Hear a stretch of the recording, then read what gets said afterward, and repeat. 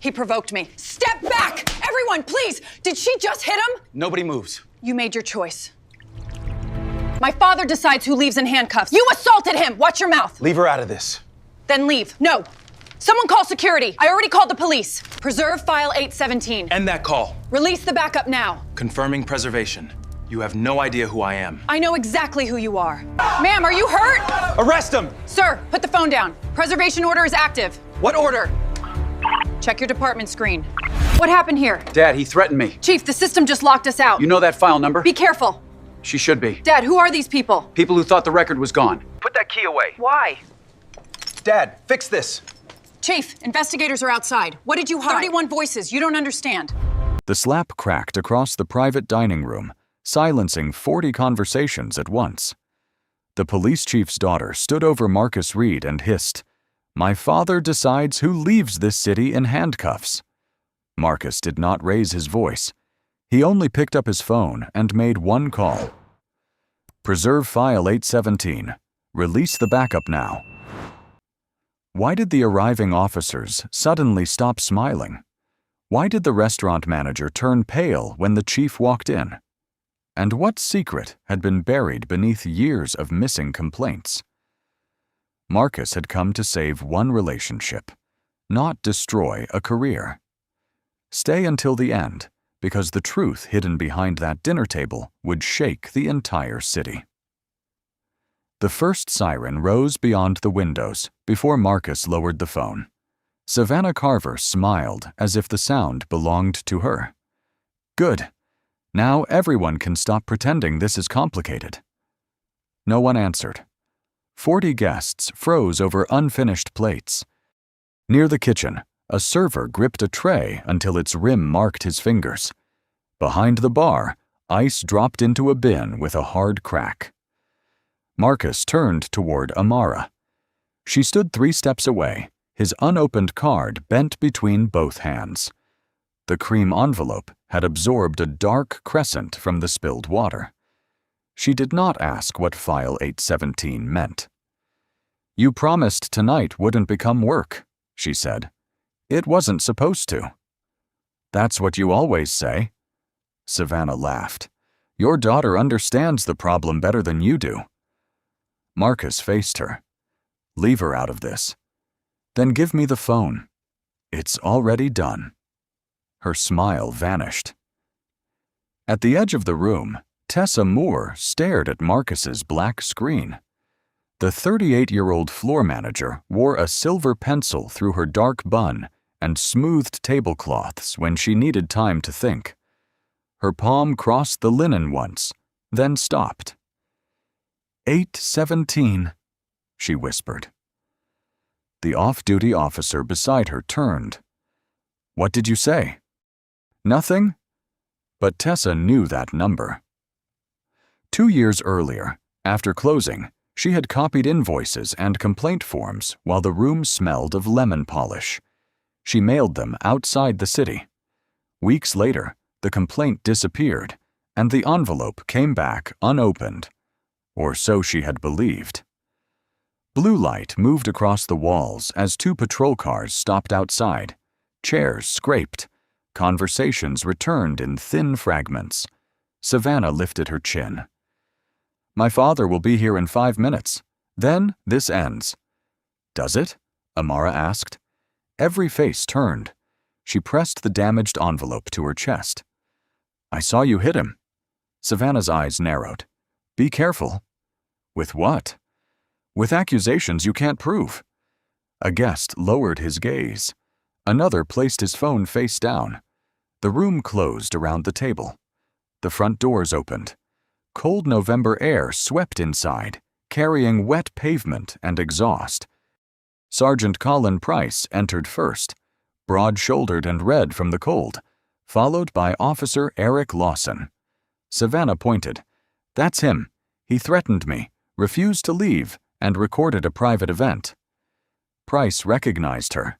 His posture changed. "Ms. Carver, are you hurt?" "No." "Remove him." Marcus watched the sergeant ignore the overturned glass, the witness phones, and the mark on his face. "Sir," Price said. Step away from the table. Ask the manager who owns the reservation. We'll sort that out elsewhere. Amara stepped between them. He didn't do anything. Marcus touched her elbow. Don't. She pulled away. You don't get to protect me by refusing to tell me anything. That landed harder than the slap. Tessa reached beneath the host stand and closed her fingers around an old brass key. It opened a drawer where she had kept a duplicate mailing receipt for 2 years. Beneath the faded stamp, someone had written the same code Marcus had spoken. Outside, another black sedan turned into the drive. Savannah saw it and smiled again. Tessa did not. At 6:45 that morning, Marcus stood in his kitchen with one cuff button undone and a pen above the final line of a card for Amara. Rain tapped the window. Coffee had gone cold beside a photograph of Celia laughing with flour on her cheek, taken 3 winters before the hospital room Marcus still could not name aloud. He wrote, "I should have come home sooner." Then he crossed it out. His phone vibrated.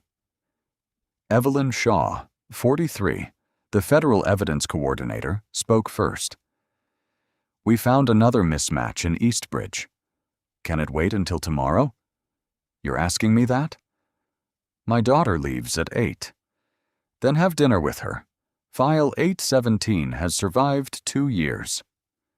Marcus turned the mug so its handle faced the empty chair.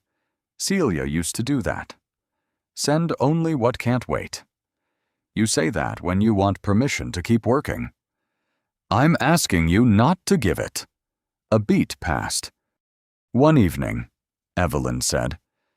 At 8:12, Amara called. Still 7? Yes. And you're actually coming? I made the reservation. That wasn't my question. Marcus opened the hall closet. His charcoal coat smelled of cedar and rain. Behind it hung the navy suit from Celia's funeral, untouched beneath a film of dust. I'll be there before you. The movers come at 6 tomorrow. I understand. No, Dad. You say understood when you don't want anyone to know what you feel. His fingers stalled on the hanger. 7, she said. Please don't turn it into an apology speech. The line went quiet before he answered. At noon, Marcus taught constitutional procedure at the community college as an adjunct instructor. None knew he reviewed sealed complaints with federal auditors. In the elevator, Evelyn's message waited. Eastbridge Complaint Index altered again. Possible family connection. He called her. You promised, she answered. I haven't opened it. What family? A shell company received city money. Its address connects to Chief Carver's household. The elevator opened to a lobby smelling of floor wax. Send nothing else. You called me. And now I'm hanging up. By 5:30, rain had turned the sidewalks silver. Marcus stopped at a stationery shop and bought a new envelope because the first carried a coffee ring. At the counter, he tried again. After your mother died, I kept choosing work because cases had rules, and grief did not. You deserved a father who came home before the lights went out. His fingers tightened around the pen. The clerk looked away. Take your time. She won't give me much. Then don't waste it explaining. Marcus added, I am not asking you to stay. I am asking you not to leave, believing my silence meant you mattered less. The ink remained wet when he folded the card. At 6:18, he parked across from Greystone House.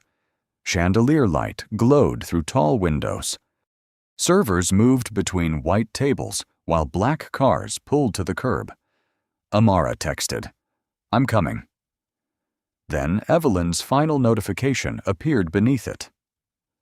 Urgent. Do not access Eastbridge files on City Network.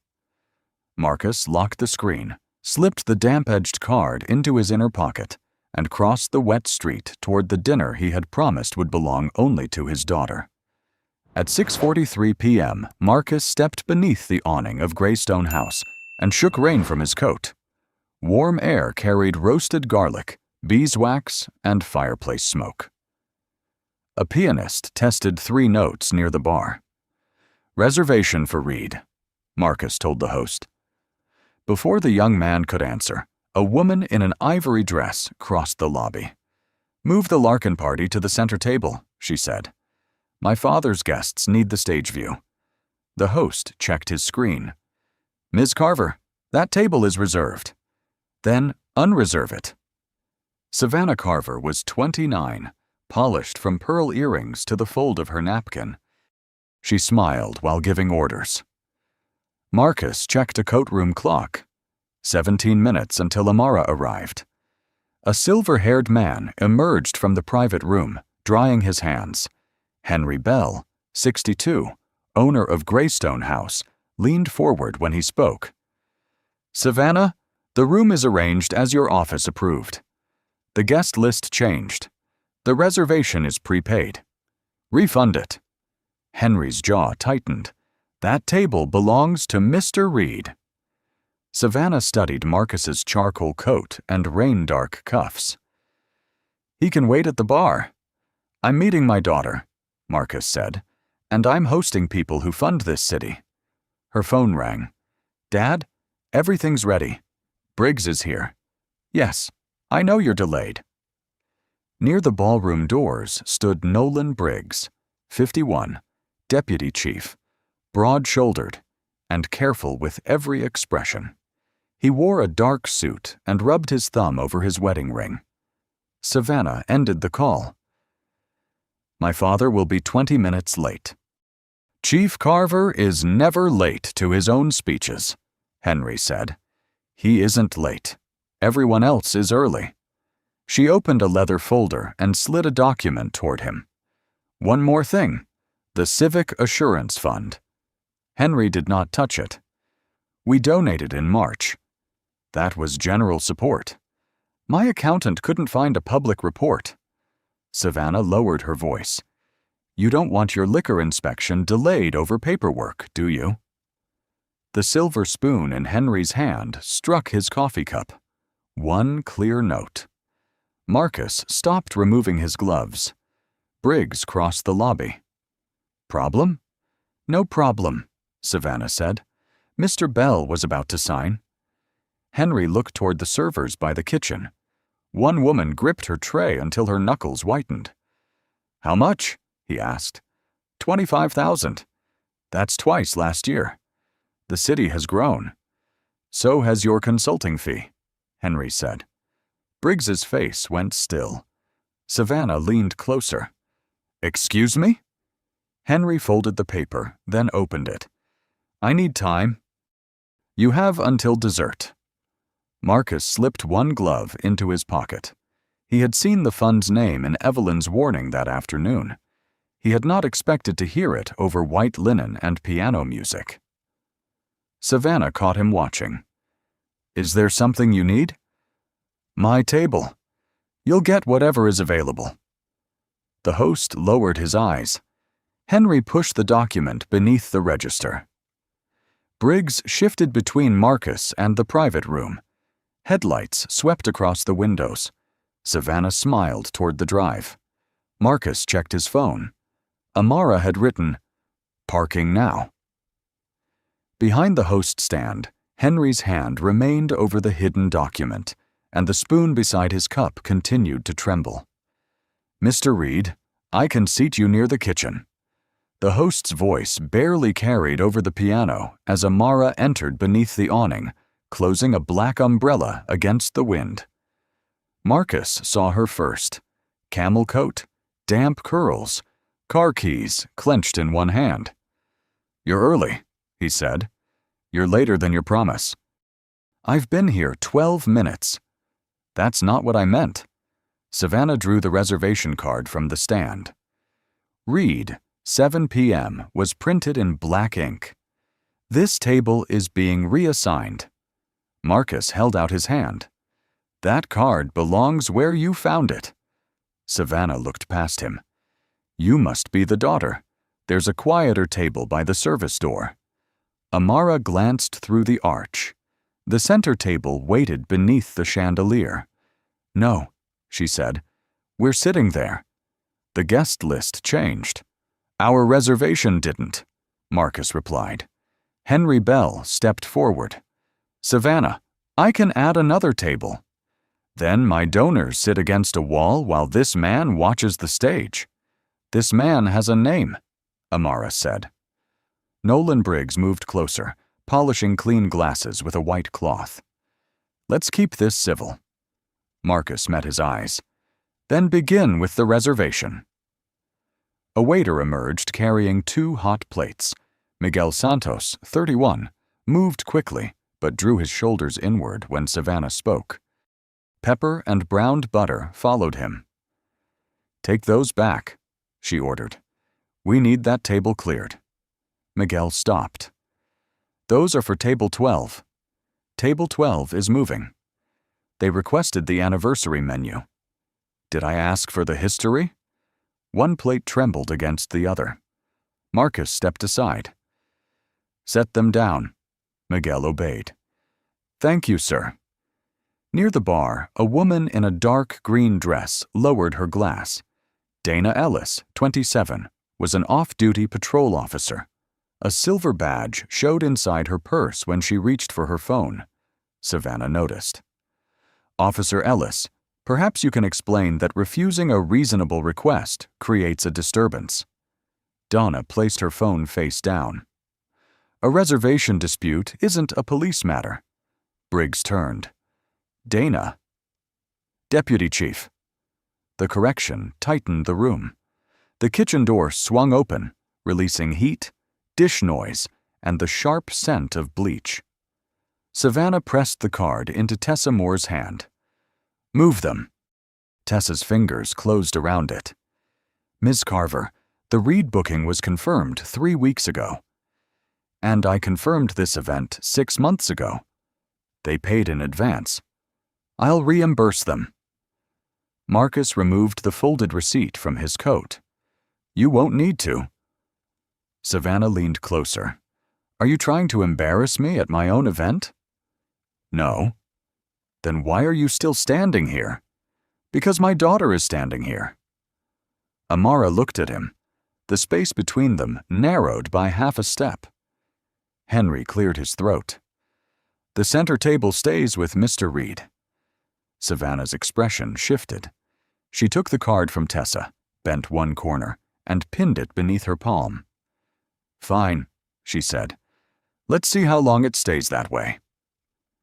Behind her, Briggs walked toward the corridor with his phone at his ear. Dana watched him go. Marcus touched the damp envelope inside his coat. Across the lobby, the reservation card remained trapped beneath Savannah's fingers. Savannah lifted her hand from the reservation card, but left the bent corner visible. 10 minutes, she said. Then this table belongs to my guests. Marcus pulled out Amara's chair. Sit. Amara remained standing. Are you going to explain why she thinks she can do this? Not here. That answer is getting old. The pianist began a slow standard. Forks touched china. Conversations resumed softly, though several guests kept watching. Savannah snapped her fingers at Miguel. Bring them something inexpensive. They won't be staying. Miguel's jaw tightened. They ordered from the regular menu. I didn't ask what they ordered.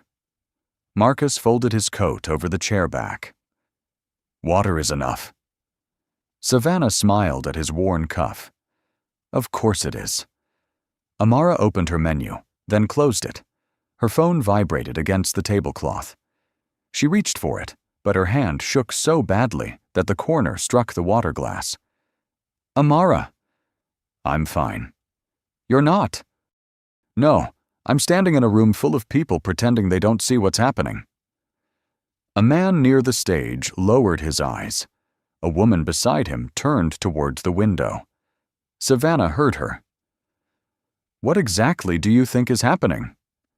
You're trying to humiliate someone because you can. I offered money. You offered to make him disappear. The room quieted table by table. Marcus spoke softly. We came to have dinner. Savannah looked at him. People like you always say that after creating a scene. Amara pushed back her chair. People like him? Briggs returned from the corridor and slid his phone into his pocket. Let's not turn a seating issue into something else. Donna watched him from the bar. Who did you call? Routine check-in. You're off duty. So are you. Miguel arrived with bread. Rosemary rose between Marcus and Amara. He set the plates down and whispered, The owner said the table stays yours. Savannah heard him. Did he? Henry Bell appeared in the doorway, but did not enter. Tessa stood behind him with the creased reservation card. Savannah faced the guests. I apologize. Some people mistake courtesy for entitlement. Marcus unfolded his napkin across his knees. That's it? Amara asked. What would you like me to do? Say something. I have. You said sit. You said not here. You always make silence sound responsible. He looked at her fully. Heat rolled through the kitchen door, carrying garlic, steam, and the metallic smell of wet coats. I asked you here because I owe you more than an explanation, he said. Savannah laughed. This is touching, but I need the table. She placed a white envelope beside Marcus's plate. Folded bills showed through the open flap. Take it and leave. Marcus did not touch the money. Amara stared at the envelope, then at the guests studying their plates. Savannah leaned closer. You should be grateful. Amara's phone slipped from her fingers and landed face up. The camera app was open, but the red record button had never been pressed. For 1 second, everyone saw it. Savannah's gaze moved from the screen to Marcus's phone beside his hand. What have you been recording? She asked. Marcus placed 2 fingers over his device, and across the room, Dana reached into her purse. Give me the phone, Savannah said. Marcus kept 2 fingers on the screen. No. The pianist stopped mid-phrase. The unfinished chord hung beneath the chandeliers. Amara's phone still glowed on the table. You recorded a private conversation. You don't know that. I saw you watching me. I was waiting for my daughter. Then unlock it. No. Briggs stepped beside her. Mr. Reed, cooperation would settle this quickly. With what authority? A complaint has been made. By whom? Dana asked. Savannah turned. You heard him threaten me. I heard him refuse to surrender his property. Stay out of this. Dana's hand slipped into her purse. Her thumb found the side button. Tessa stood near the host station with the bent reservation card. Henry remained behind her. Savannah leaned across the table. Her perfume cut through rosemary and hot butter. You people walk into rooms you don't belong in, make everyone uncomfortable, then act offended when someone says so. Amara rose so quickly, her chair struck the floor. Say that again. Marcus lifted one hand. Don't. Why not? She keeps saying exactly what she means. Savannah's eyes stayed on him. Your daughter has more courage than you do. Marcus slid his phone closer. This dinner is over. Amara, take your coat. No, not until I know what's on that device. You have no claim to it. My father is the police chief. That does not make this yours. The wall clock clicked above the fireplace. Once. Twice. Behind the kitchen door, a glass broke. A waiter holding a silver coffee pot stared at the carpet. One guest raised his phone, saw Briggs watching, and lowered it again. Savannah extended her hand. Last chance. Marcus slipped the folded card into his coat. You've had yours. Her hand crossed the space between them. The sound was flat and sudden. Marcus's head turned slightly. A warm line spread across his cheek beneath the cold air leaking from the entrance. He did not raise his hands. He did not step toward her. Amara stopped breathing long enough for the room to hear the clock again. Dana's phone was recording. Savannah stared at Marcus as if she had expected anger and did not know what to do with stillness. "Now," she said quieter. "Give it to me." Marcus faced her. "No." Henry whispered. "Savannah, leave." She looked around the silent tables. "You all saw him provoke me." A woman near the window folded her napkin into smaller squares. Miguel set down the coffee pot because his fingers could no longer hold the handle steady. Amara moved beside her father. "I saw you hit him. You saw him threaten me. What words did he use?" Savannah opened her mouth, but Briggs answered first. "That's enough. We'll handle this properly." Dana came away from the bar. Properly means preserving every witness statement and every recording. Briggs fixed his eyes on her purse. "Are you recording us, Officer Ellis?" She did not answer. Outside, tires hissed over wet pavement. Blue light washed across the ceiling, vanished, then returned brighter. Savannah's shoulders loosened. "My father's officers," she said. "Now we'll see whose story matters." The front doors opened, and cold air rushed in before the uniforms did. "Sir, step away from the table."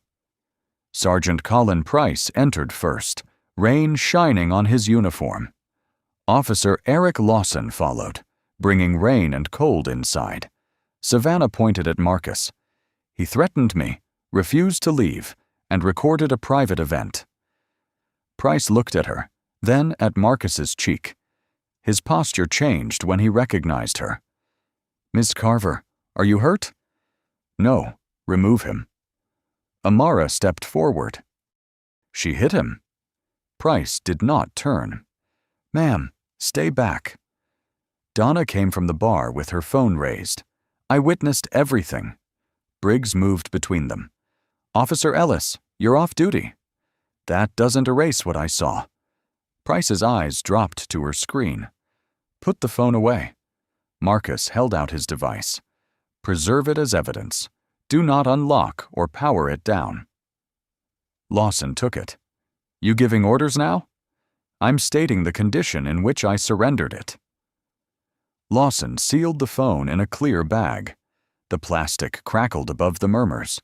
Marcus watched him write the wrong time. "It's 7:26, Marcus said. Lawson checked the clock. "Close enough?" "Correct it." Henry Bell left the doorway. "Sergeant, this man had a valid reservation. I asked Ms. Carver to leave."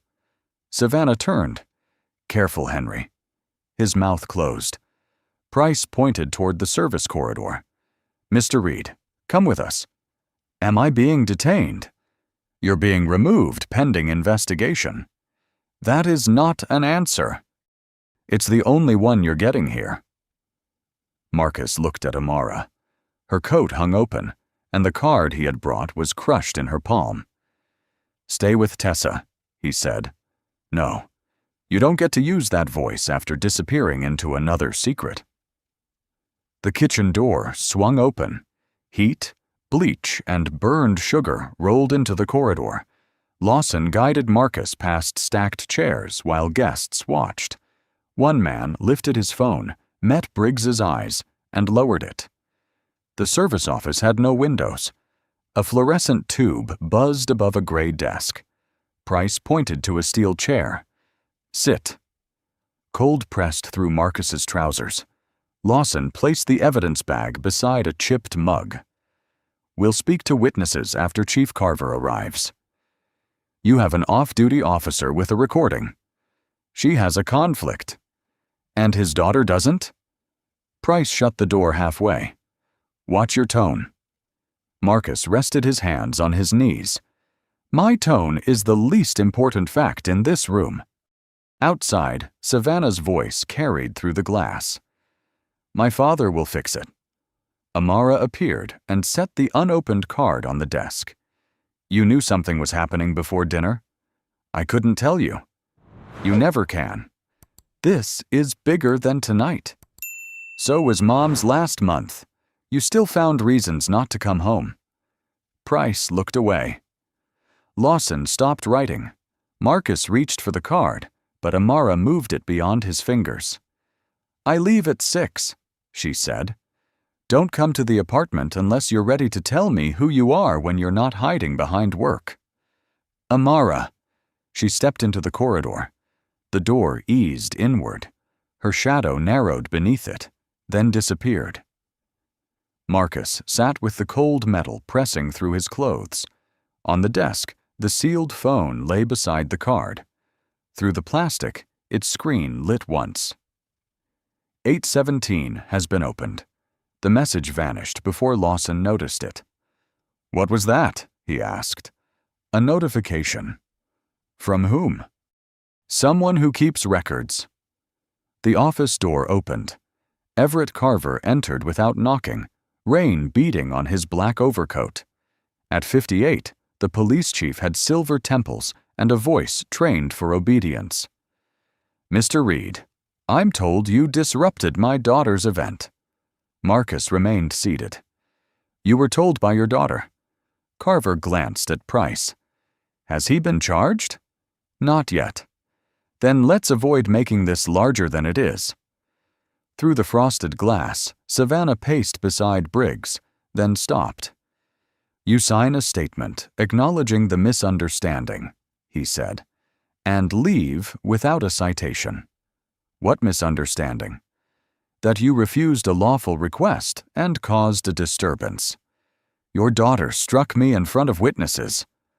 Carver's smile held. People remember crowded rooms differently. The fluorescent tube buzzed.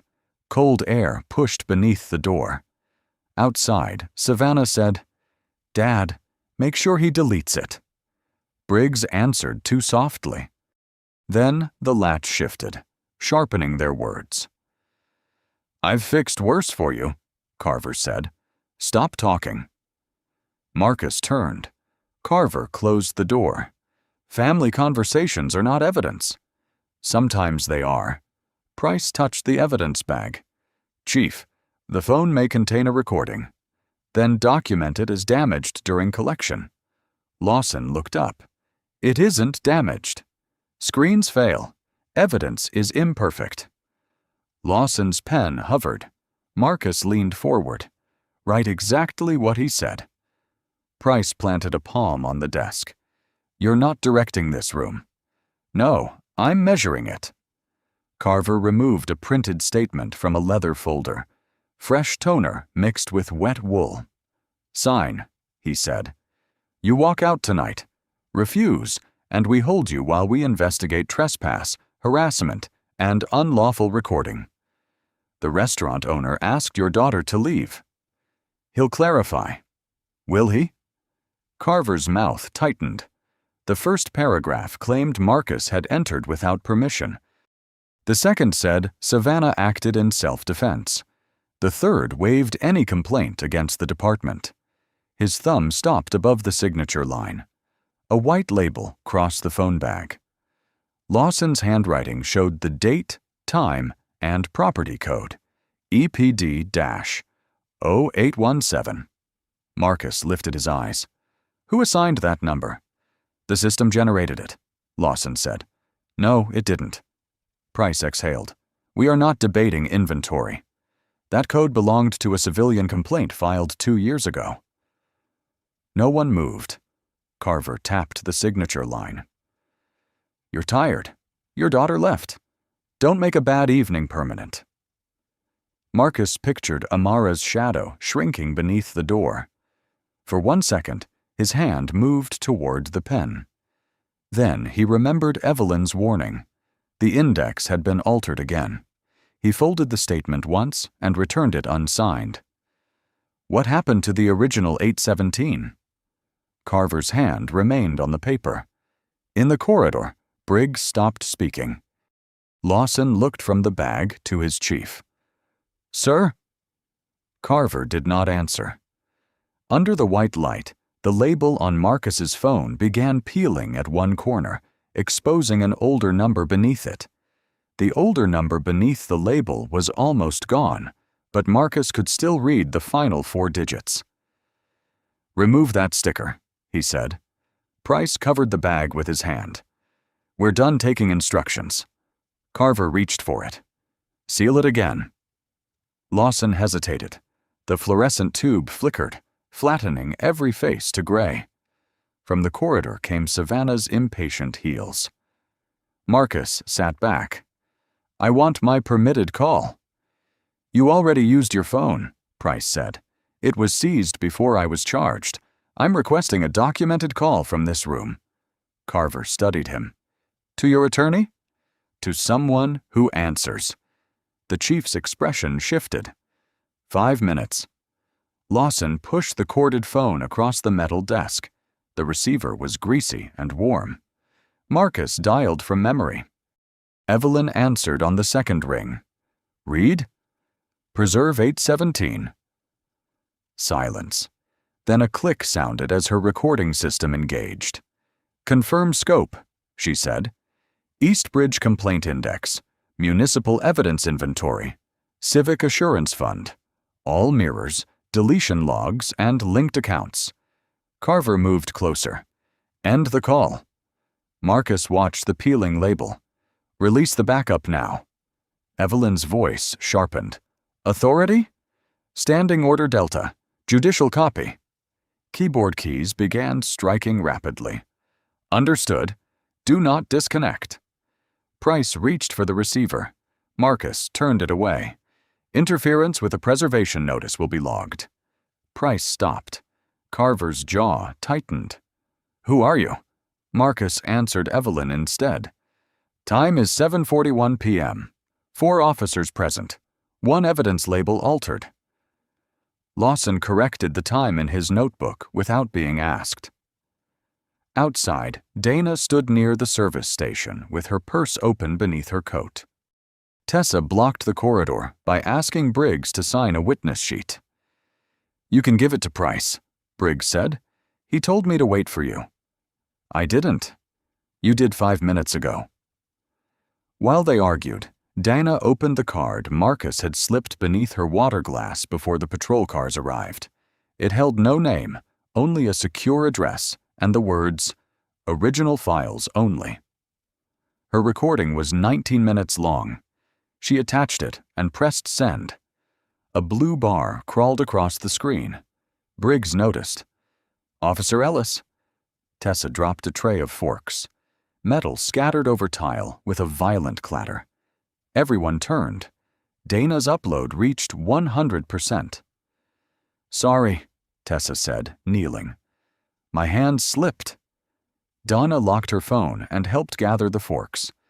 "Mine too." In the office, Evelyn returned. "Backup located. 2 remote deletion attempts in progress." Carver stepped toward the door. "Freeze access," Marcus said. "Already done." A sharp alert sounded from Briggs's pocket. Price's radio chirped. Lawson's department tablet lit red on the desk. "Access suspended. External preservation order. No one touched it." Evelyn said, "Judicial receipt confirmed. A team is moving." Marcus replaced the receiver. Carver stared at the warning. "What did you just do?" Marcus folded the unsigned statement along its original crease. "I made sure tomorrow remembers tonight." Beyond the frosted glass, headlights swept across the corridor as 3 vehicles entered the drive without sirens. The first vehicle stopped beneath the awning. Isaac Warren stepped out, a broad 50-year-old man in a navy raincoat carrying a sealed court packet. 2 investigators followed him inside. "Federal preservation order," Isaac announced. "No one powers down a device, leaves with records, or accesses the Eastbridge network." Savannah laughed once. "Do you know who my father is?" Isaac looked toward the corridor. "Yes." Carver emerged with Price behind him. "This is a municipal matter. It stopped being one when someone attempted 2 remote deletions after notice was issued. Briggs's phone sounded again. He silenced it too quickly. Cutlery scraped. The pianist closed the lid over the keys. Isaac handed Carver the packet. These orders covered department servers, Civic Assurance Fund accounts, linked firms, and every device used tonight. Carver read the first page, then looked at Marcus. Marcus stepped into the corridor with his coat over one arm. The mark on his cheek had darkened. Preserve Officer Ellis's recording. Secure the restaurant cameras. Separate the witnesses. Price stared at him. You don't have authority here, Isaac answered. Senior Counsel Marcus Reed does. The title moved quietly through the room. Dinah's shoulders lowered. Henry gripped the host stand. Savannah looked from Isaac to her father. Senior Counsel for what? The Joint Federal Accountability Task Force, Isaac said. He has led the Eastbridge inquiry for 4 months. Carver tightened his hand around the order. You arranged this. I came to dinner with my daughter. You expect anyone to believe that? My reservation was made 3 weeks before your event. Tessa approached, holding the card Savannah had bent. One corner still curled upward. I kept this, she said. Marcus accepted it. I should have spoken sooner. You're speaking now. Savannah backed toward Briggs. Dad, tell them this is ridiculous. Carver did not look at her. He was reading the attachment listing accounts tied to her consulting firm. Isaac signaled. One investigator sealed Briggs's phone. Another photographed the peeling label on Marcus's evidence bag. Price cleared his throat. Are we arresting Ms. Carver? No, Marcus said. Savannah blinked. Dana frowned. After what she did? I'm protecting the case, not her. He turned to Isaac. Document the assault, the altered property code, and every instruction after seizure. No shortcuts. And the chief? Same rules. Carver had no reply. Marcus searched the dining room. Amara's chair was empty. Her water glass remained half full, and the envelope he had written was gone. Where is my daughter? Tessa glanced toward the entrance. She left before the second patrol car arrived. Did anyone see which way? Miguel pointed through the rain-streaked window. Parking garage. She was crying, sir. Marcus reached for his phone, then remembered it lay sealed on the office desk. Use mine, Dana offered. He dialed. The call rang until Amara's recorded voice answered. He did not leave a message. Headlights climbed the garage ramp and turned away. Marcus returned Dana's phone and looked down at the restored reservation card. The ink was intact. The corner was not. By 9:18 p.m., the private dining room had become an evidence station. White tablecloths held numbered folders, sealed phones, and camera photographs. The chandeliers burned above the separated guests. Leah Grant arrived with a gray laptop. At 39, the court-appointed forensic auditor wore square glasses and kept a pencil behind one ear. Who controls the Civic Assurance Fund? She asked. Carver stood near the fireplace. A municipal board. Names? I don't memorize every committee. Leah opened the recovered ledger. You signed 6 of 8 authorizations. Those were public safety grants. Then the records should match. The printer beside the bar began feeding warm pages. Heated paper mixed with the smell of cold coffee. Blue stamps appeared across every payment form. Different dates. Different businesses. The same approval mark. Leah tapped one line. 40,000 to Harbor Bridge Consulting. My company performed outreach, Savannah said. Produce the reports. They were deleted at 7:39 tonight. Tessa approached with an old brass key. There are more records. She led Marcus, Leah, and Isaac behind the host stand. The key opened a drawer beneath the reservation books. Inside were invoices, receipts, and a flash drive wrapped in a napkin.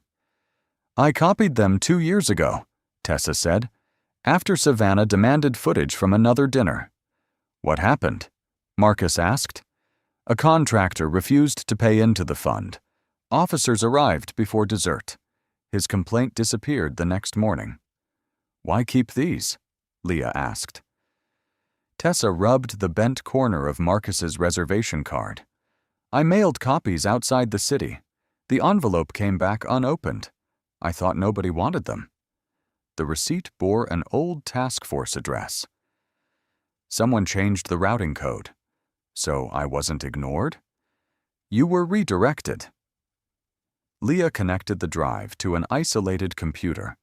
A folder opened with scanned checks, complaint summaries, and confidentiality agreements. Henry Bell read the first name and sat down. That bakery closed 3 months later. Another payment belonged to a mechanic whose inspection license had been suspended. A third went to a dispatcher who resigned after reporting altered call logs. "These weren't grants," Dana said. "No," Leah replied. "They bought silence with city money." Savannah moved toward the laptop. Isaac blocked her. "You're twisting routine settlements." Leah enlarged a transfer record. "Your firm received 12% from each one. Administrative fees. For identical work on 31 invoices?" The pages lay in 3 rows beneath the chandelier. Every sheet carried the same blue seal, though the dates stretched across 4 years. Marcus placed the creased reservation card beside them. Tessa stared down. "I deleted that earlier video. Chief Carver said the restaurant would lose its permits if I refused." Carver turned. "Be careful what you claim." Her fingers tightened around the key. "I remember the exact words," she said. "This time, so will everyone else." Leah opened the final folder. A list of complaint numbers filled the screen. Beside 817 was a column marked Family Review. Under it appeared Savannah Carver's private email address. At 9:06 the next morning, the hearing room smelled of dust, hot cables, and coffee left too long on warming plates. Folding chairs faced a raised table under flat white lights. Marcus sat beside Leah Grant with the recovered ledger between them. Helena Ward entered without ceremony. "This hearing concerns altered complaints, public funds, and interference with evidence," she said. "No speeches. Answer what is asked." Dana Ellis approached carrying her badge and phone. Briggs watched from across the aisle. "Officer Ellis, policy prohibits unauthorized recordings." Dana placed the phone on the table. Then she removed her badge and set it beside the device. Metal clicked against wood. "I know the policy," she said. "I also know what I saw." "Why did you wait?" Helena asked. Donna glanced at the officers behind Briggs. "Because he wrote my evaluations. Because she was the chief's daughter. I told myself 5 minutes wasn't silence." Dana unlocked the phone. Savannah's voice filled the room. "Give me the phone." Then Marcus. "No." The recording carried the unfinished piano chord, the slap, Amara's chair striking the floor, and Briggs ordering Donna to put her device away. "The audio lacks context," Briggs said. "What context changes that sound?" Helena asked. The room was chaotic. "It sounds quiet." Briggs folded his hands. "Witnesses remember differently." Leah connected her laptop to the display. Blue-white light spread across the wall. "These are the access logs. Deputy Chief Briggs, did you alter case numbers?" "No." "Did you enter the archive at 7:38 last night?" "I checked an alert." "Using Chief Carver's credentials?" Leah enlarged the entries. Complaint 817 was reassigned 3 times. Each change followed a call from the chief's private number to yours. Coincidence? 31 times? A murmur moved through the room. Helena raised one hand. Quiet. The vent clicked on, pushing cold air across the witness table. Dana rubbed the empty place where her badge had been. Briggs looked at Marcus. You built this inquiry on assumptions. Marcus opened the ledger. The entries have timestamps. Savannah stood. My father helped businesses avoid scandal. That isn't corruption. Henry Bell rose from the second row. You threatened my permits. A bakery owner beside him said, They threatened my lease. Another voice followed. My inspection. Then another. My pension. Helena struck the block once. You will be heard in order. Savannah sat. No one returned to the chairs around her. Dana faced Helena. I should have stepped forward before they took him into that office. Why speak now? Dana looked at Marcus. He offered neither approval nor forgiveness. She turned back. Because the next person may not have a recording. The clerk marked the phone and badge as exhibits. The device went into a clear bag. The badge remained uncovered in the harsh light. Leah opened another file. There is one more item. Briggs's face changed before the screen did. A red audio icon appeared beside a file created at 7:33 p.m. Helena read the label aloud. Chief's private line. Restaurant corridor. Marcus looked across the aisle at Carver. Play it, Helena said. The recording began with a door closing. Savannah's voice came first. Dad, make sure he deletes it. Then Carver, close to the microphone. I've fixed worse for you. Stop talking. No one in the hearing room moved. Briggs followed. What do you want done with the phone? Change the property code, Carver said. Mark the screen damaged during collection. If Reed signs, release him. If he doesn't, hold him until he understands the cost. A chair creaked in the back row. Lawson's voice entered faintly. The device isn't damaged, sir. Evidence is imperfect. The progress bar ended. One final sound followed. A label pressed over another label. Then the speakers went silent. The red light on Leah's recorder went dark. Helena Ward waited. Carver folded his hands. A private conversation taken out of context. Marcus turned one page in the ledger. Which sentence needs more context? Carver's mouth tightened. Helena faced Briggs. Deputy Chief, did you alter the evidence code? Briggs stared at the table edge. Sweat gathered beneath his collar despite the cold room. My attorney advised me not to answer. You were answering 5 minutes ago. I'm invoking counsel now. Savannah leaned toward him. Nolan, don't. He flinched at his first name. Leah slid an access log across the table. We recovered the archive map. Someone kept duplicate copies before each deletion. Briggs looked at Carver. The chief's expression carried no plea, only warning. Marcus spoke quietly. How many originals remain? Briggs rubbed his wedding ring twice. Then he removed a small brass key from his jacket and placed it on the table. Savannah whispered, What are you doing? There's a records room beneath the old courthouse, Briggs said. Cabinet C. The official archive was cleaned. The paper intake copies weren't. Carver stood. That man is lying to save himself. Helena struck the block. Sit down. For the first time, Carver obeyed. Briggs continued. 31 complaints, maybe more. Everyone tied to a call from the chief's office. Why keep them? Leah asked. Because one day he might decide I was the record that needed deleting. The words settled harder than accusation. Savannah turned toward her father. You said the fund protected people. It protected the department. Did it protect me? Carver looked at her, but said nothing. Helena ordered the key sealed. Isaac Warren signaled to 2 investigators who left for the courthouse. Marcus finally faced Carver.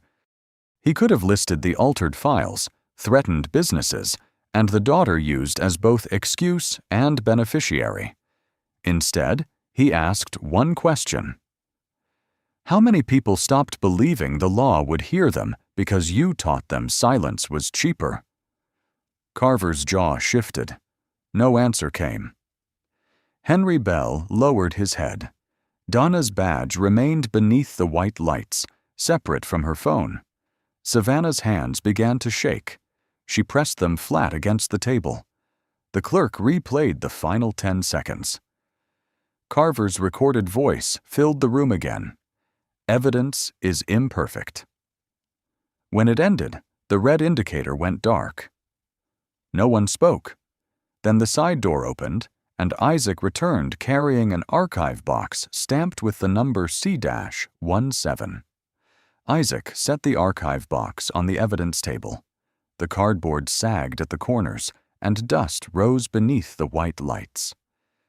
Leah cut the seal while the clerk photographed every side. Inside were 31 intake forms, each carrying an original complaint number. One had a coffee ring. Another bore a child's blue crayon line across the margin. None matched the numbers later entered into the city system. Briggs stared at them. Those are the copies. Carver did not look up. Helena ended the hearing before noon and issued preservation orders for every linked account, contract, and personnel file. By sunset, Carver resigned. Savannah's consulting agreements were suspended, and Briggs signed a cooperation statement requiring him to identify each altered case. 3 days later, Marcus stood before a temporary civilian board. Marisol Vance, 44, chaired it in narrow red glasses. She wrote each witness's name on an index card. "The city wants recommendations," she said, "not revenge." "So do I." A councilman leaned toward his microphone. "The chief is gone. The contracts are frozen. What else do you want?" Marcus placed 2 records on the projector, the original 817 and the replacement number attached to his phone. "A file one supervisor can rewrite is not a record," he said. He proposed complaint numbers visible to every filer, duplicate storage outside the police network, mandatory recusal when relatives were involved, and quarterly audits of settlement funds. No complaint could close without notice to the complainant and civilian board. Henry Bell rose from the public seats. "Silence cost me $25,000 before anyone gave me a receipt." The bakery owner beside him said, "It cost me my store." Donna sat in uniform near the aisle. Her phone rested on the empty chair beside her. Marisol tapped an index card. "What protects officers who report interference?" "Submission outside the chain of command," Marcus said, "and an automatic review when a supervisor opens the file." A former Carver ally shook his head. "You are rebuilding the system because of one family." Marcus looked toward the restored forms stacked beside Leah. "No, because 31 people were told their experience had disappeared." The vote took less than 4 minutes. 7 green lights appeared across the council display. 2 stayed red. 6 weeks later, the system went live above the library. Tessa arrived carrying the old brass key, though it opened nothing there. Dana stood near the wall. Leah watched the audit screen from a separate network. Marisol invited the first resident forward, an older mechanic whose complaint had been renumbered twice. He entered his statement and pressed Submit. EBC-0000001 appeared on his screen. Across the room, the civilian board's server displayed the same number at the same second. The mechanic read it twice. Then he took out a pencil and wrote it on the back of his hand. Marcus watched the graphite settle into the lines of his skin. His phone vibrated. Amara had written, "I'll be in Eastbridge next Friday. One dinner. No files at the table." Marcus turned the phone face down beside the first printed receipt, while the new number remained bright on both screens. 3 months later, Marcus returned to Greystone House at 6:57 p.m. The piano played again. The center table stood beneath a smaller lamp. No donor placards. No reserved signs.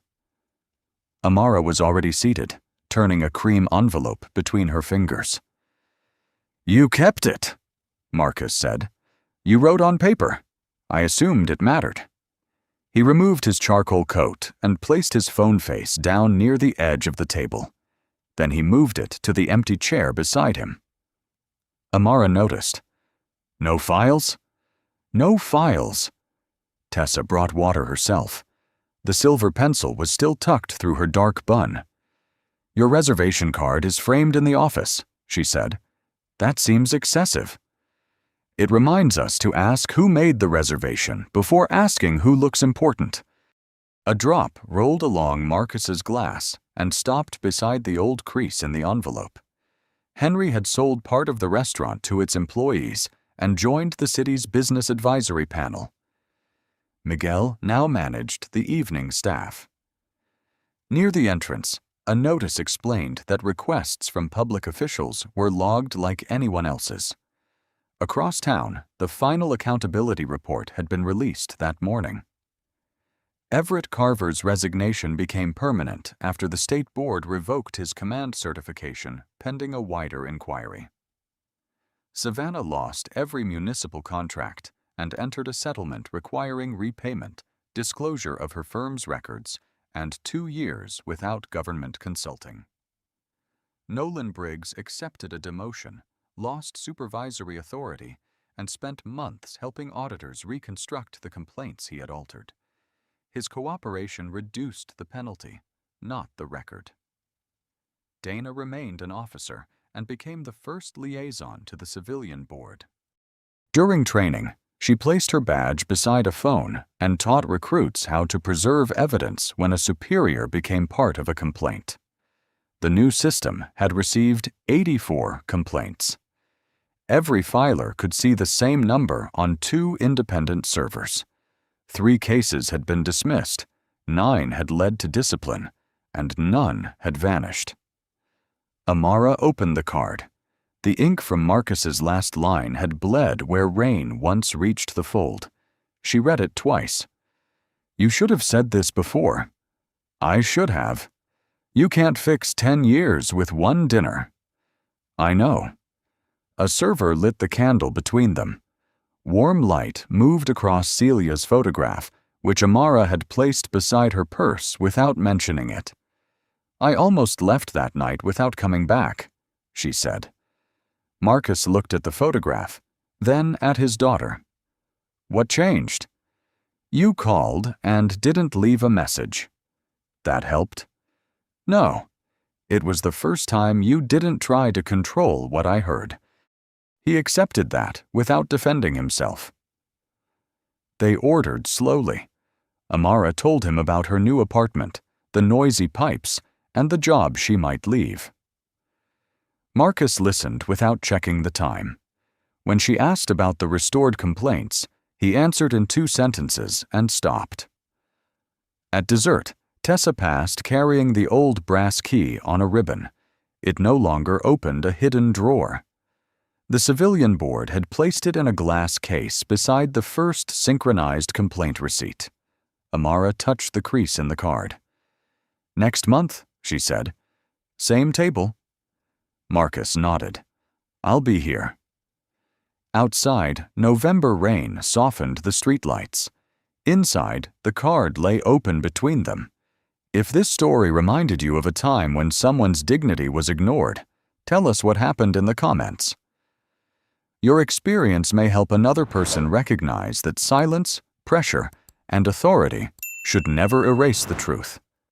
Share this story with someone who believes justice should protect ordinary people, not powerful names. Subscribe for more stories about accountability, quiet resilience, and the lasting changes that begin when one person refuses to look away. What mattered most to you? Marcus protecting the evidence, Dana choosing to speak, or Amara asking her father for honesty? Thank you for listening, reflecting, and standing with stories that show how systems can change without losing sight of the people harmed along the way.